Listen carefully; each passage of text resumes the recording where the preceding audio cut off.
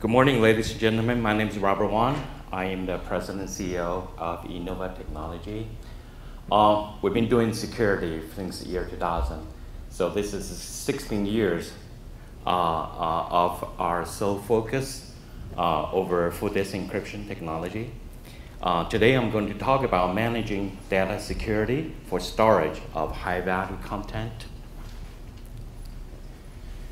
First of all, we talk about eDrive. What is an eDrive? The eDrive has three essential components. The first one being transparent or real-time hardware full disk encryption or self-encrypting drive. Second one being OPPO 2.0. And the third is IEEE 1667 firmware. So you got three components. You call yourself an eDrive. And BitLocker, which is a Microsoft product, it was being used as a software encryption before. Microsoft realized that hardware encryption is much better in terms of efficiencies and security, such that BitLocker, when it's getting managed of the eDrive, it's called Microsoft BitLocker eDrive. And BitLocker managed eDrive through IEEE 1667 and OPPO 2.0 interfaces. It has an advantage about BitLocker because BitLocker essentially tied up, integrated greatly with Microsoft ADS, Active Directory Service, as well as Microsoft Server, so that the entire key management, including recovery, authentication, was being done by MBAM. That's called Microsoft BitLocker Administration Utility. It will allow you to do all the remote deployment, such that if you have an eDrive, it simply connect with Microsoft Windows, with BitLocker that comes with Windows 8.1 Professional, Windows 10 Professional and Enterprise versions. And BitLocker will automatically detect the eDrive and manage it. Now, an eDrive can be internally a boot drive or a data drive. Now, eDrive can be also an external drive, such as the one using the USB 3.0 and USB 3.1 to SATA technology. Excuse me. What is an OPPO 2.0? Because we talk about eDrive, and the essential components of the eDrive is OPPO 2.0. The OPPO 2.0, its entire disk drive can be represented by minimum, by 0 to maximum LBA.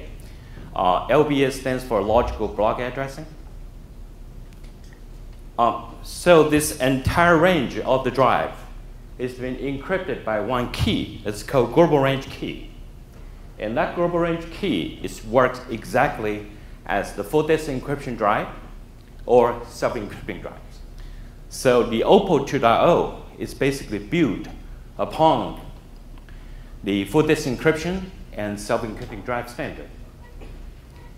Now, the authorities, or it's a crypto officer, or our administrators and authority, is able to assign different LBA ranges to different users.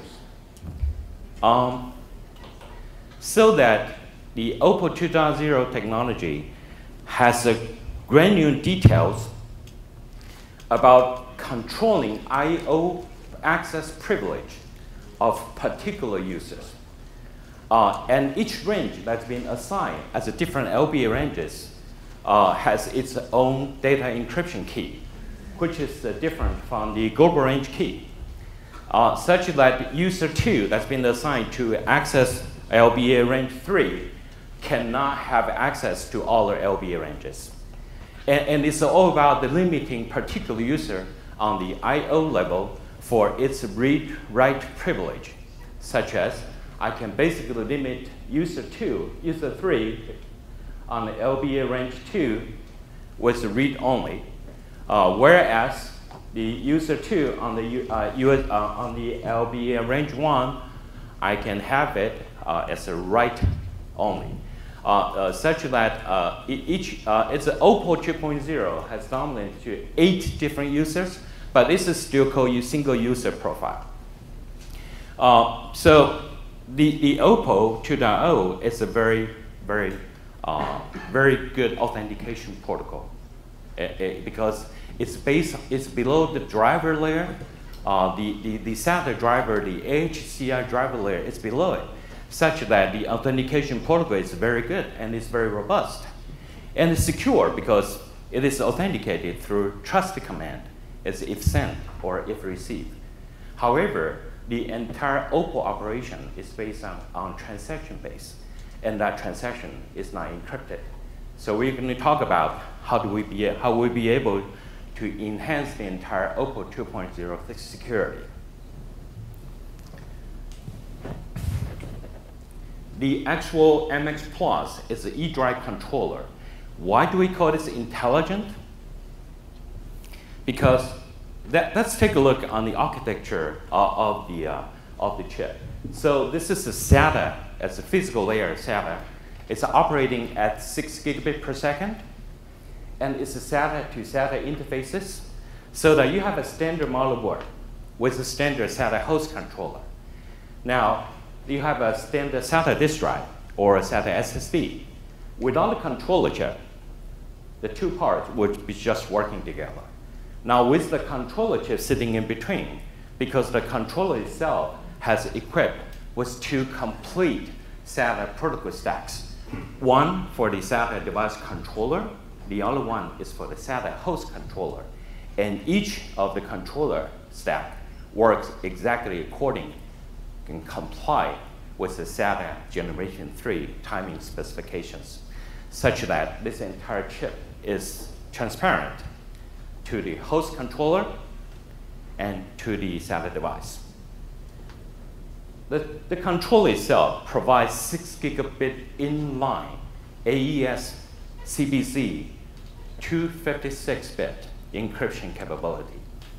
And it automatically converts any standard SATA drives, including hard disk drive or SATA SSD, to an SED or FDE drive capable of producing 6 gigabit per second speed and performance based on AES CBC 256-bit strength.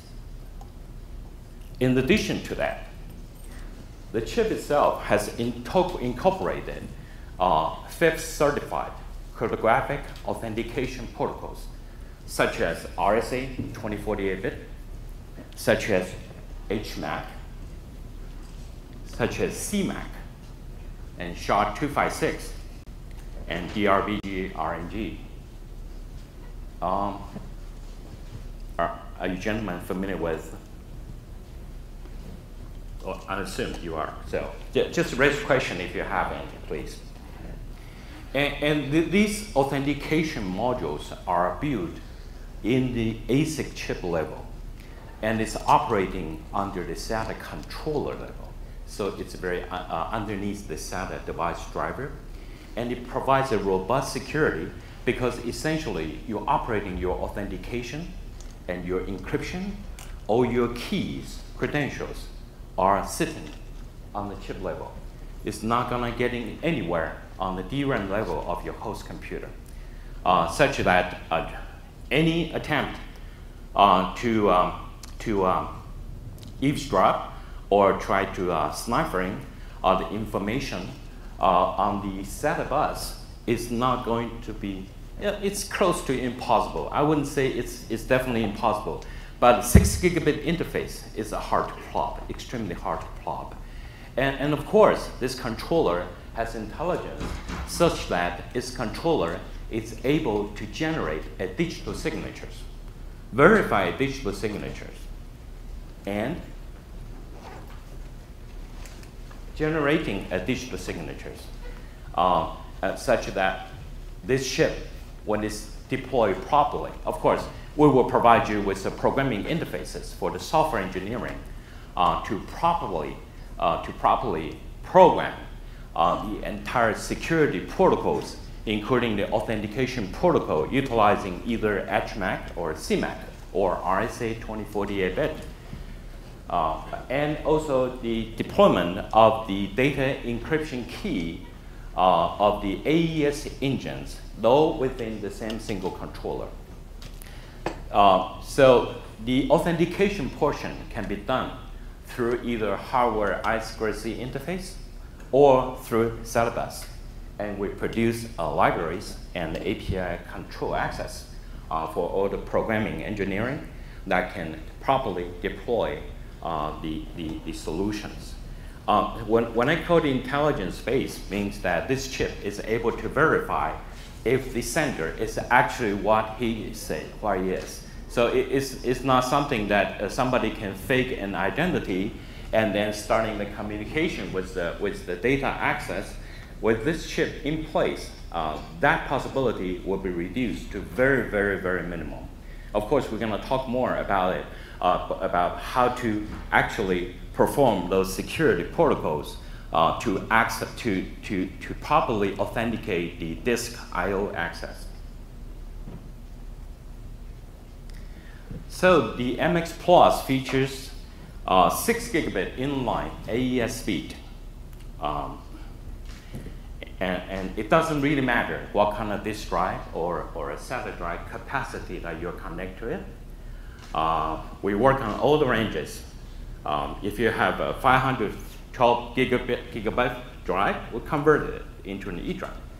Or if you have a 6 terabyte drive, we just convert it as an eDrive. So it's compliant with TCG OPPO 2.0, and it complies with the IEEE 1667 firmware. And the good news is this MX Plus hardware controller is Windows 10 certified right now. And of course, we are progressing over FIPS 140-2. It's a single chip crypto module certifications. The eDrive solution benefits from FIPS 140-2 certifications, ability to utilize any SATA compliant drive, any, regardless of its capacity. It will be enabling the disk image cloning and the disk copying, of course. Data backup will be made very easy by deploying the controller. Again, it's an inline 6 gigabit per second AES CPC, XTX, or ECB 256-bit performance. So the MX Plus effectively convert your standard SATA drive, be it encrypted or a standard drive, non-encrypted, into an FDE or SED drive, or OPPO 2.0 drive, or eDrive, or Microsoft eDrives, if you have a BitLocker. Well, benefits, again, we talk about the key management stuff. If you have a BitLocker, the ADS, BitLocker, and Microsoft Server, they are just working tightly, so integrate so tightly so that you don't have to worry about the key management stuff. But you do have something else that's a KMIP key management that you can take advantage of the KMIP key management server as well. It's a lower cost of ownership simply because the one ASIC, one eDrive controller is capable of converting any disk drives so that you get to choose a mix of the drive from different manufacturers. As long as they are SATA Gen 3 compliant, the MX Plus will be able to automatically convert those drives into an SED or OPPO drive or eDrive.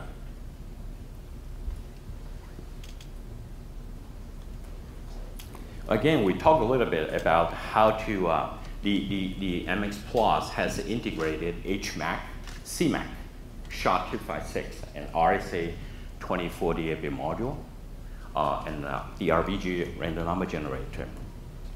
We're going to talk more about how to properly utilize those established certified cryptographic protocol for secure authentications.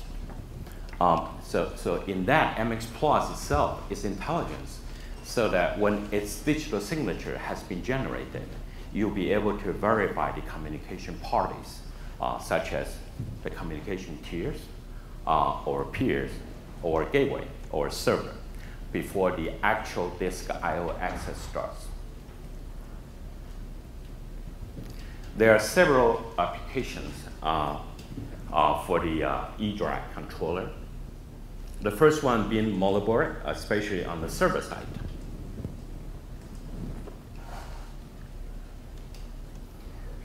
Well, if nothing, that server has deployed a standard SED drive or FDE drive, you probably don't want to utilize the same eDrive controller such as MX Plus for the same capability. However, if a server has one MX Plus chip sitting on it, the additional authentication capability performed based on the hardware chip level is going to strengthen the entire computing tier security. So the integration on the motherboard is definitely much better choices for the deployment case. And of course, if you have a Microsoft BitLocker, when the Microsoft BitLocker detects as a standard drive attached to the eDrive controller, the BitLocker will automatically pick up the drive as an eDrive and start to manage it. Or if you don't have a Microsoft BitLocker, you have a Macintosh or Linux or FreeBSD operating system that you can manage it as an Oppo drive, strictly Oppo. The reason being is very simple. So we simply take out the IEEE 1667 firmware to enable the eDrive 2.0 performance. If you have a Macintosh, you can also choose that it's going to be an FDE drive or SED drive only. Or for SSD and hard disk drive building application, you can do it as an internal boot drive, or you can do it as a data drive only. Again, with the other operating systems such as Macintosh or Linux, you can simply choose as an Oppo 2.0 drive or FDE drive and SED drive. For existing desktop computers that does not have any encryption capability, how would you be able to secure that? So we've done several prototypes, and I want to show you a little bit about those prototypes, how the controller is able to manage and to upgrade your desktop computer. So this is a small dongle board with one MX Plus sitting on it, and you just plug in this board into your SATA port, and then connect your standard SATA drive, which is non-encrypted. And the configuration will start immediately, and it's automatic. So it will start automatically convert your existing drive as an Oppo drive or SED drive or Microsoft eDrives.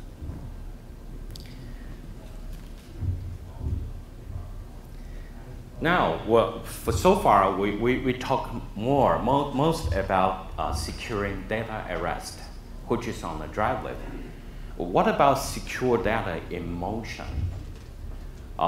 Yes, you can do that. And as a matter of fact, you can deploy the same MX Plus inline 6 gigabit AES engine to secure your data in motion. And the way you can do that is through either USB 3.1 or 3.0 interfaces, or you can deploy it. Simply, you have a standard SATA bus. So on the standard motherboard, as we talked about previously, the motherboard has a standard PCI bus or SATA bus. You can simply manufacture a small dongle board. A small dongle board with a PCIe interface. So you just simply draw the power and signal from the PCIe, but has not touched anything on the PCIe functionality. The rest of the offload operation will be handled by the single chip, which is the actual MX Plus. And that will secure your data in motion. So the other way to do through USB interface is like what we're going to introduce you as Enigma 3.1. The Enigma 3.1 is actually a USB 3.1 10 gigabit interface with the MX Plus chip integrated that would allow any user to select any file on any host computer detectable storage drive, including all your cloud drives such as Dropbox, SkyDrive, Google Drive. You get to select which file folder you want to encrypt before you store it over your cloud. Or you can encrypt entire VMware image. And the operation speed of this is based on USB 3.1 10 gigabit per second speed. So the advantage of this design is that it would encrypt any file or folder.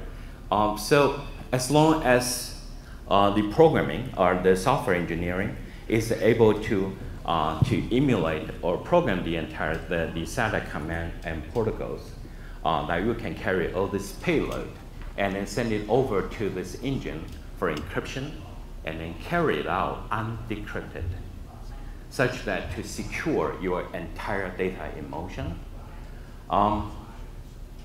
And of course, the other receiving party, such as your server, will need to have sitting on the same hardware chip with receiving the same key. And that's a key management style can be all done through KMIT key management server.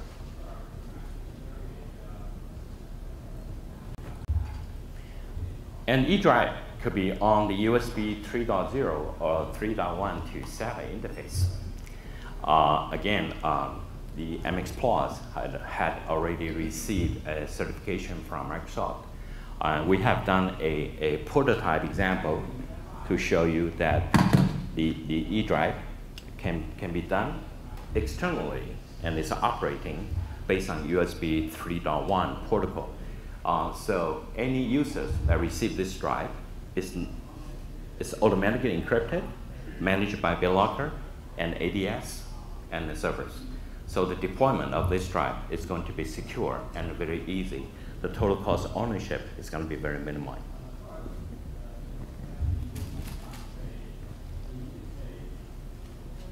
I'm sorry, do you have any questions for me? Yes, please.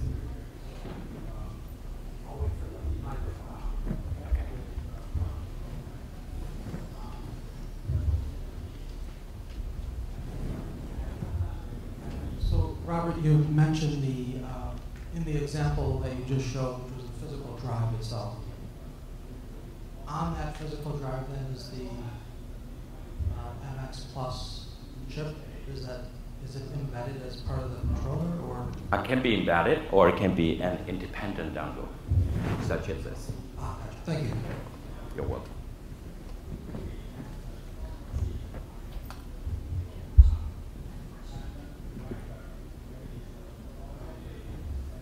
Could you please elaborate more about the authentication process between users, and in your early diagram you mentioned that you can devise specific storage into components and parts and associate specific users to these parts. Can you tell me more? How far can you go with this?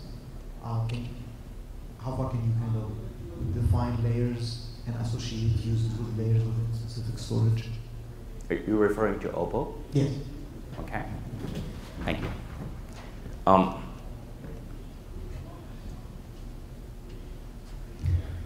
The authentication of Oppo is based on access control table, ACT, and an access control element, so that it's a transaction based. So you start a trust send and trust receive ATA trust command.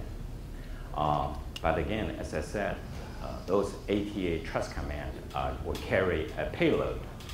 And that payload is a token. And token is actually encoded token. It's not encrypted, but it's encoded. So on the low level side, based on the SATA interface, it's hard, very hard, to actually intercept all those commands. But with engineering expertise, you'll be able to. And that's what we're proposing, that the authentication of the OPPO the payload can be encrypted, and the command can be digitally signed. And we're going to show you how to do that. Okay. So as long as the command is able to be digitally signed, and you can sign the command. Why do we want to sign the command? Simple, to reject malware.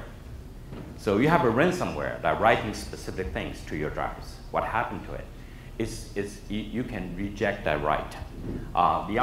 Yesterday actually, I was speaking with Dr. Thibodeau from Trust Alliances, and we all agree that if you can make a digital signature of every rewrite command that you are sending from a host, and then on the device drive controller level, that you'll be able to understand that digital signatures, so you build a trusted relationship, and that you put more intelligence on the disk I/O controller, which is very essential.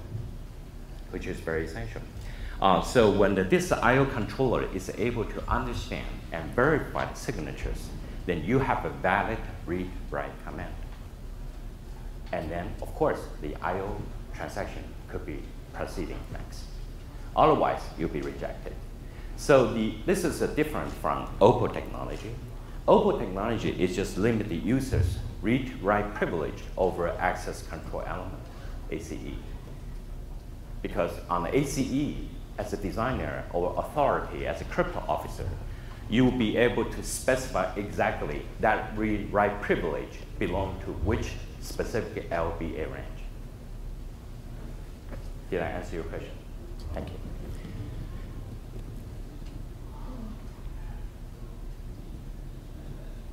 So I'm going to introduce another NAS solution, and the NAS can be secure. The NAS can be secure simply by deploying the MX Plus chip over the backend controller. So you have a standard NAS board. You have operating kernel and CPU, internal memory, gigabit or 10 gigabit Ethernet, and your entire backplane. Can be populated with multiple MX Plus chip to effectively convert any size of the disk drive into an OPPO drive or eDrive. But I'm going to stop here a little bit because we are working on making OPPO 2.0 drive to become a NAS drive. And we get a little bit progress there, but it's not entirely sure yet because the NAS essentially involved with the RAID operations. And the RAID operation can be a software RAID or hardware RAID. So there will be still work need to be done in order to deploy the OPPO drive into an entire NAS system that has a RAID controller on the software or hardware RAID. But the key is if you do this with the MX Plus as populated over the backplane controller side, you have the authentications, the strong authentication as I would just talk about. The authentication on the MX Plus, this is the controller board, the backplane controller board, before the actual SATA disk drive has been attached. So the MX Plus has the HMAC and RSA and the CMAC engine and the random number generator. And by doing properly the security protocol, if you implement it correctly, which we will offer a guideline, of course, and a programming guide, of course, and you can authenticate each individual actual MX Plus while you assign different key, data encryption key or media encryption key to each different MX Plus. Of course, you can assign the same key to all the 16 drive, for example. But advanced security design is the MX Plus would allow you such flexibility so that you get to assign different data encryption key or media encryption key to the different MX Plus. And only your key server is able to realize that this drive is operating on which key. And the better part of this is we are talking about all the key operation, generation, digital signature, HMAC, message authentication code signature. They are all sitting on the hardware controller levels. There's nothing over CPU, over memory. or OS kernel, nothing. So the authentication, again, can be done through remote. You have a system admin receiving a license, and the license you can load into your NAS, and the NAS was starting remote authentication with either RSA 2048-bit protocols or HMAC protocol. If you want to secure HMAC more, you can add additional challenge and response protocol. Or simply deploy CMAC, which will be generally a lot more faster than the HMAC operations. The comparisons. So primarily 3 lines here. You have an MX Plus, you have a branded eDrive. Branded eDrive, you have several brand name manufacturers, they already provide the eDrive. And then you have a standard controller that has internally an AES block. It's a problem with the standard controller with the AES block is user who purchased the drive does not know how to enable it, and the key stays on the controller drive firmware. So actually, user does not have any way to understand how the key is being generated and how the key is being managed. And that's when it's time come to critical cryptographic erase, you are not really sure that if the key has been replaced or if the previous key has been effectively destroyed. So that's a key point. It's a key advantage by deploying the MX Plus is, and MX Plus is a non-volatile part. So you load the key, the power off, the key is gone. You just need to re-authenticate the entire operations. And then the entire key, RSA digital signatures, HMAC signatures, could be all residing on the MX Plus chip. But the actual key information, what I'm saying that, if I got the DEK, AES secret key operation at 256-bit, I do not want to store on the clear text side of the 256-bit over the MX Plus or anywhere. So instead, we store not the actual key value, but the key derivative function. That's what we call KDF. And the KDF is also FIPS certified. So we are operating everything based on FIPS certifications. Several advantages by deploying the MX Plus. Again, it's TCG OPPO 2.0 compliant, and IEEE 16667, and the eDrive.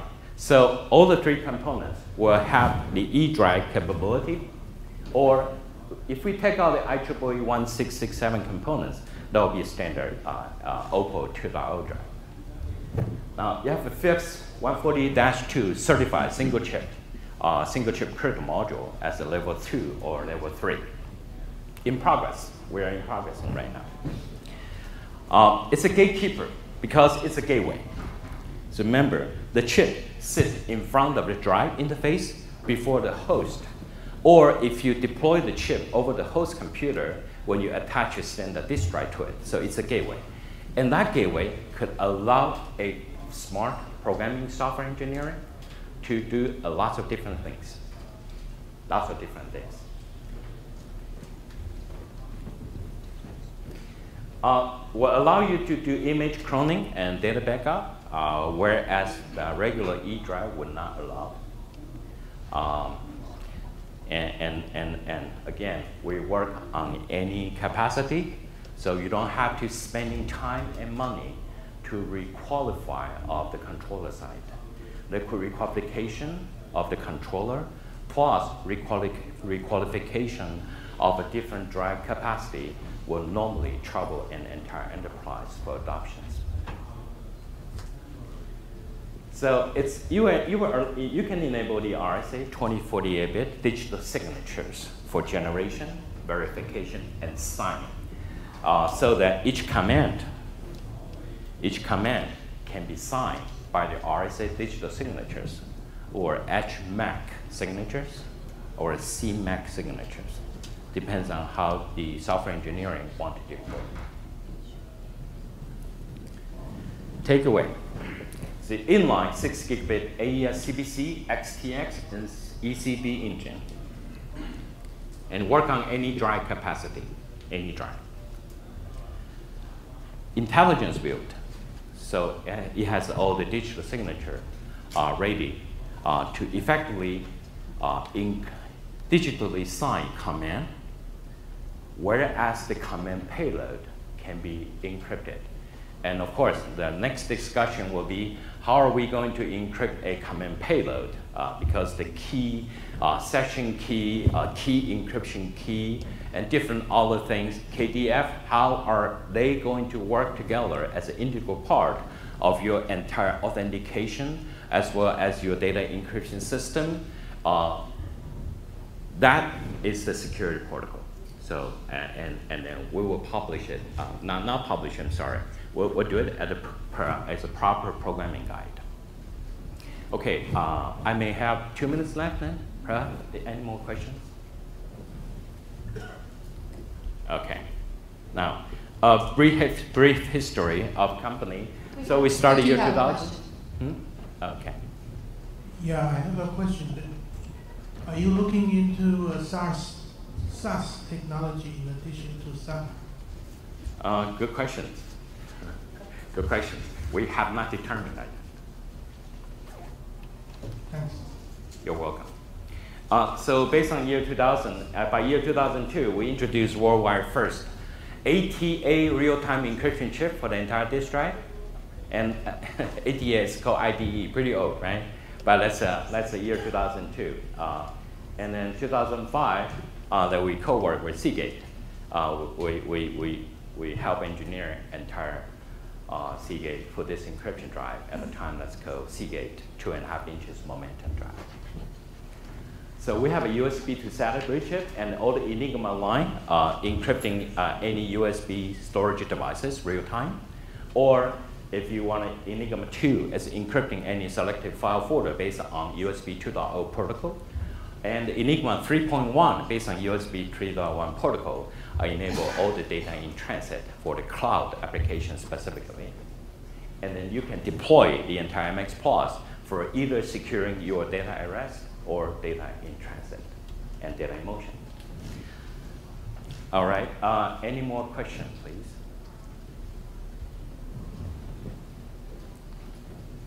Is there a hand up? Well, okay, well, thank you very much.